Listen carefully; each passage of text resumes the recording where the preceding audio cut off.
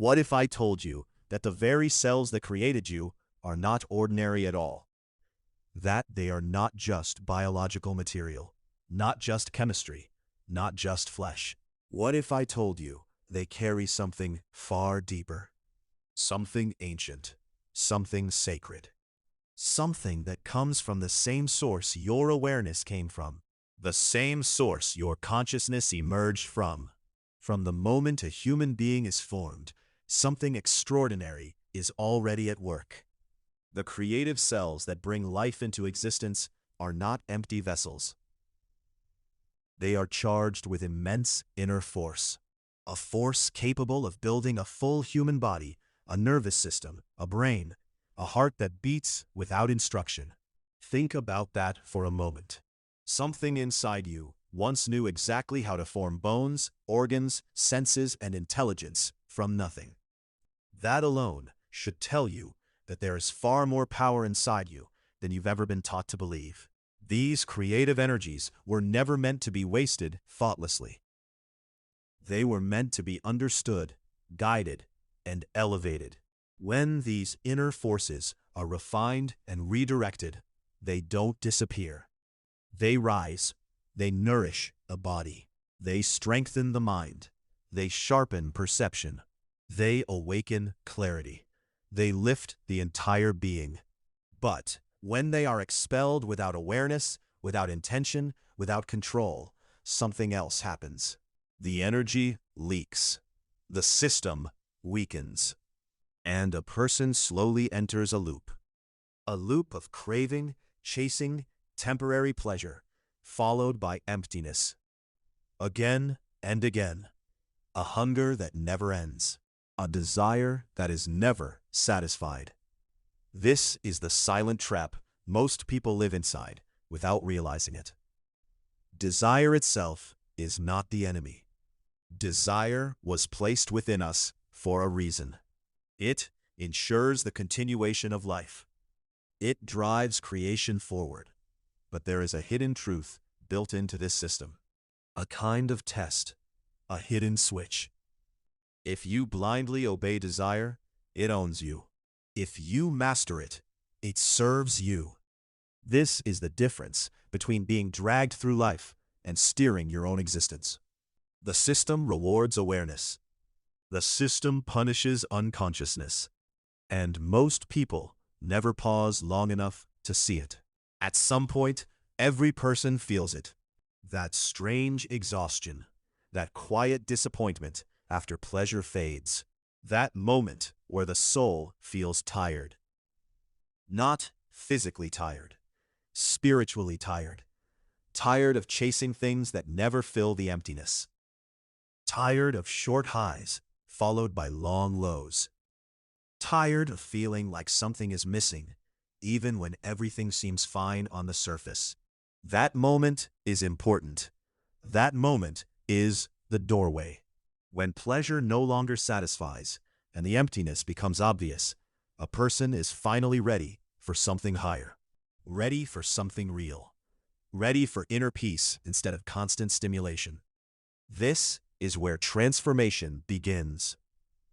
When you decide to stop leaking your energy and start refining it.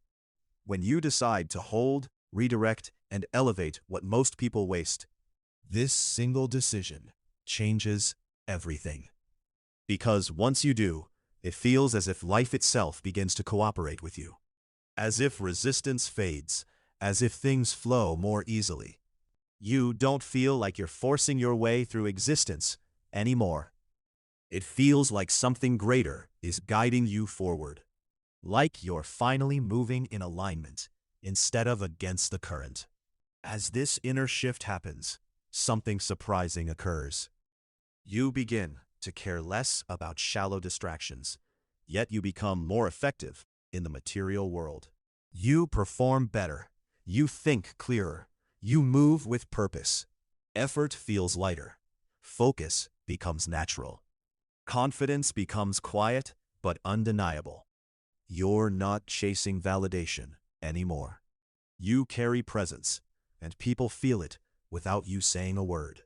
This happens Because the creative force that once built your body does not vanish when retained. It is reused, recycled, redirected. It feeds your organs, strengthens your nervous system, sharpens your brain, stabilizes emotions, builds resilience. Over time, your entire system upgrades. Your body becomes more efficient. Your mind becomes calmer. Your perception becomes sharper. And when this is combined with faith in something higher than the ego, the result is powerful. You stop operating from fear. You stop reacting. You start acting with intention. Across cultures, across civilizations, across ancient traditions, these creative energies were never viewed as meaningless fluids. They were seen as sacred, as carriers of life force, as the essence of creation itself. Many ancient teachings described this force as the seed of life, the bridge between the unseen and the physical world. It was respected, guarded, and honored. Not suppressed, not feared, understood. In many traditions, this creative essence was associated with vitality, clarity, strength, and longevity. It was believed that how a person handled this energy determined not just physical health, but mental clarity and spiritual depth. Waste it carelessly, and life becomes chaotic. Preserve and refine it, and life becomes ordered. In deeper mystical systems, sexual energy itself was seen as raw creative power. The same force that creates life can also create vision, discipline, insight, and inner stability when redirected. This is why certain practices focus not on indulgence or suppression, but transformation, raising the energy upward instead of letting it spill outward, turning instinct into awareness, turning impulse into power. The feminine creative force carries the same sacred weight.